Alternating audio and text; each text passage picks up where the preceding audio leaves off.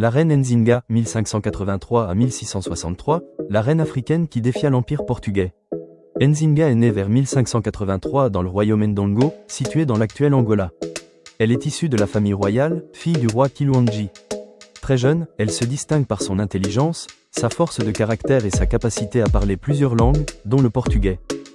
Au début du XVIIe siècle, les Portugais colonisent la région et cherchent à contrôler le commerce, notamment celui des esclaves.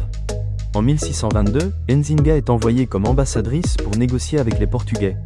Lors de cette rencontre, elle s'impose avec dignité et stratégie, notamment en s'asseyant sur un serviteur pour être à la même hauteur que le gouverneur portugais, scène devenue célèbre. Après la mort de son frère, elle devient reine du Ndongo, puis de Matamba, un autre royaume voisin qu'elle conquiert. Nzinga mène pendant près de 30 ans une résistance farouche contre les Portugais.